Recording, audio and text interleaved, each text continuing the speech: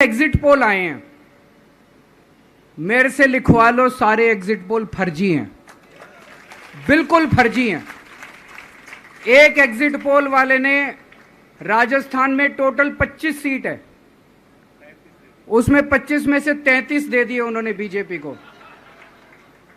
ऊपर से आया होगा भाई बीजेपी को ज्यादा देने हैं, तो उसने कहा मोदी जी क्या याद रखोगे आप भी, आपको 25 में से 33 दे दिए।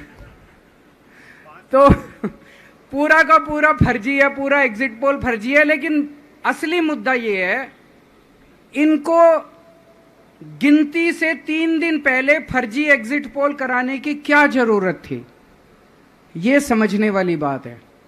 मेरे को भी समझ नहीं आया, कई सारे लोगों की कई सारी बातें चल रही हैं। एक ये चल रहा है कि इन्होंने मशीनों का घोटाला कर दिया, लेकिन मैंने संदीप पाठक को भी बोला है और मैं सारे इंडिया गठबंधन की पार्टियों को बोलना चाहता हूं, अपने अपने काउंटिंग एजेंट को बोल दो पूरी तरह से सतर्क रहे। आखिरी तक अगर हार भी रहे हैं तब भी उठ के ना आए। कई बार क्या होता है, 1 राउंड में, 2 राउंड में, 3 राउंड में हार गए तो उठ के चले जाते हैं। उठ के नहीं जाना, सबसे लास्ट में रैंडम जितने बूथ होते हैं, ईवीएम मशीन होती है, उसकी पर्चियां पड़ती हैं। उन पर्चियों में से 5% पर्चियां उठाई जाती हैं। उन 5% ईवीएम की मैचिंग वीवीपैट की स्लिप से कराई जाती है। वीवीपैट पे जो स्लिप है उसकी काउंटिंग होती है, जैसे बैलेट पेपर की काउंटिंग होती थी, और उसकी काउंटिंग और ईवीएम की चेकिंग होती है दोनों की। एक भी मशीन अगर मैच ना करे तो वहां चुनाव रद्द कर दिया जाता है। तो अगर आपने ये चेकिंग कर ली वहां पे, तो इसका मतलब फिर ईवीएम का घोटाला हम बचा सकते हैं। फिर ईवीएम के घोटाला अगर कर रखा इन्होंने तो हम उसको एक्सपोज कर सकते हैं। तो सब लोगों ने लास्ट तक रुक के, आपका कैंडिडेट हार भी रहा है तब भी आखिरी तक रुक के आपको ये ईवीएम की चेकिंग करा के आनी है, ईवीएम और वीवीपैट की मैचिंग करा के आनी है।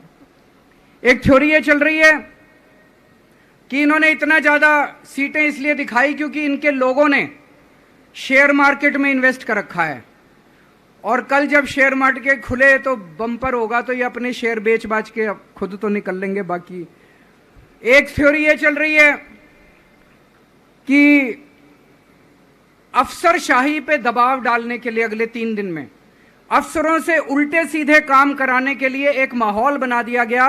भाई आ तो हम ही रहे हैं, तो हमारी बात मानो, उल्टे सीधे काम करो, काउंटिंग में गड़बड़ कराएंगे, सब कुछ करेंगे। लेकिन फिर से मैं कह रहा हूं, अपने को, अपने काउंटिंग एजेंट, एआरओ, सब आरओ, सब लोगों को अपने को ट्रेन करके भेजना है और अपने को चौकन्ना रहना है।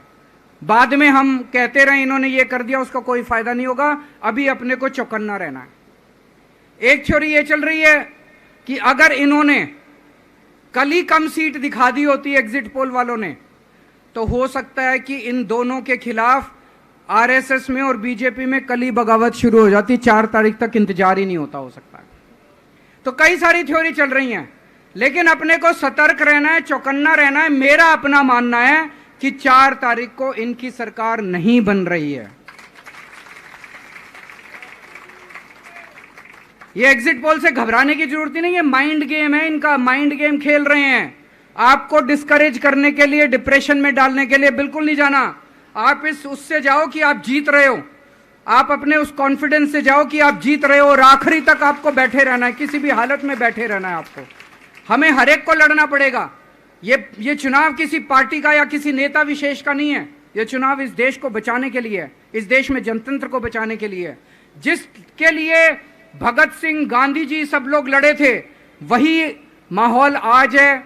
जिस तरह से हमने अंग्रेजों को हटाया था, आज इस सत्ता को अपने को हटाना है। तो मैं सभी, आप सब लोगों का, सभी साथियों का बहुत बहुत शुक्रिया अदा करना चाहता हूं। बहुत साथ मिला आप लोगों का इन 21 दिनों में। अब जब भी मैं लौट के आऊंगा फिर मिलेंगे आप लोगों से। तब तक के लिए अलविदा।